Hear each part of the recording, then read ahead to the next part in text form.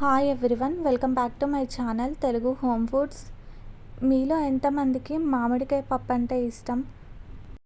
ఈ వీడియోలో చాలా టేస్టీగా సింపుల్గా మామిడికాయతో పప్పుని ఎలా చేసుకోవాలో చూపిస్తున్నాను. వీడియోని ఎక్కడ స్కిప్ చేయకుండా చివరి వరకు చూసేయండి. ఇక్కడ నేను పుల్లటి మామిడికాయలను ఒక 4 తీసుకుంటున్నాను. ఇప్పుడు మనం వీటిని వాటర్లోకి వేసి నీట్గా వాష్ చేసుకోవాలి. ఇలా ఈ మామిడికాయకున్న సొన మొత్తాన్ని పోయేలాగా ఇలా వాటర్లో ఒక 2 నిమిషాల వరకు ఉంచి తర్వాత నీట్గా కడిగి గిన్నెలోకి తీసుకొని వాటర్ని వేసి పక్కన పెట్టుకోవాలి. ఇప్పుడు పప్పును ఉడికించుకోవడం కోసం ఒక గిన్నెని తీసుకొని అందులోకి కందిపప్పుని వేసుకోవాలి.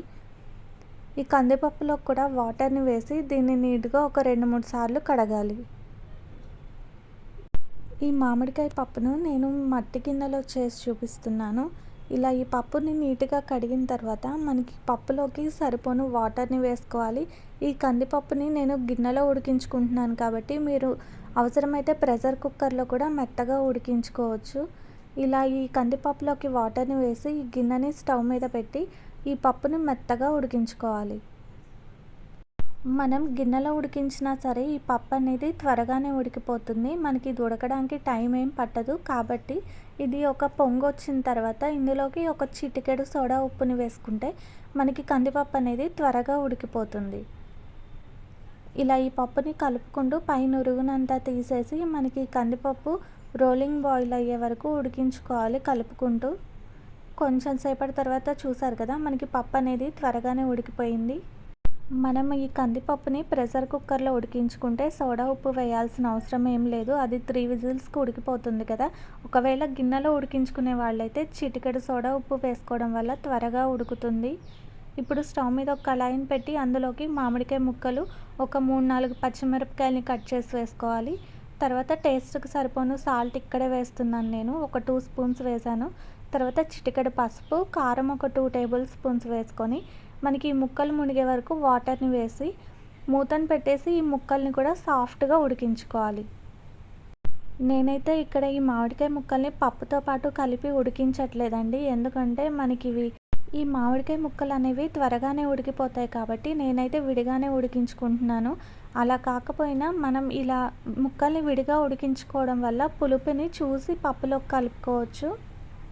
అదే మనం డైరెక్ట్గా కందిపప్పులోకి వేసి మామిడికాయ ముక్కలను ఉడికించుకున్నట్టయితే మనకి పులుపు అనేది ఎక్కువ అవ్వచ్చు లేదా తక్కువ అవ్వచ్చు. కాబట్టి ఇలా మనం విడిగా ఉడికించుకుంటే సరిపోను పులుపుని చూసి కలుపుకోవచ్చు.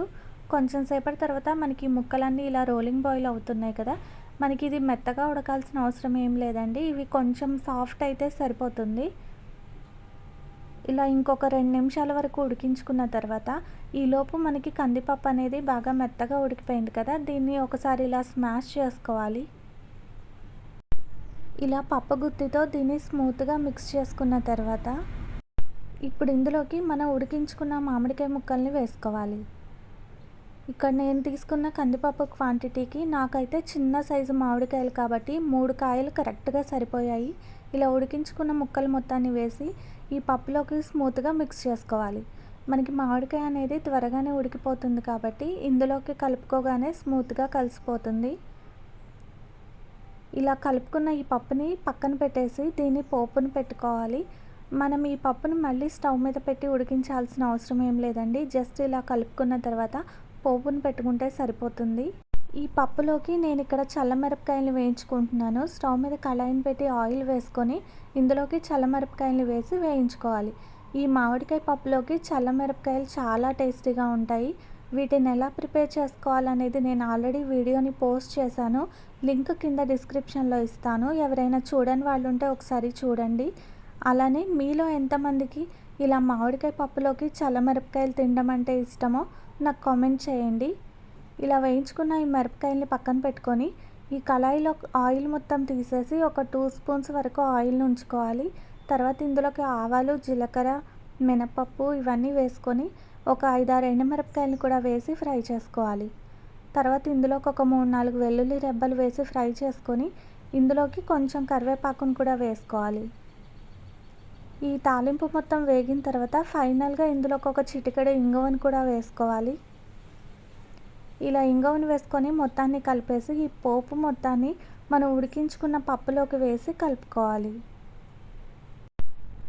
ఇలా ఇదంతా బాగా మిక్స్ చేసుకొని వేడి వేడి అన్నంలోకి నెయ్యి వేసుకొని ఈ మామిడికాయ పప్పు చల్లమిరపకాయలతో తింటే చాలా టేస్టీగా ఉంటుంది. వీడియో నచ్చితే తప్పకుండా లైక్ చేయండి.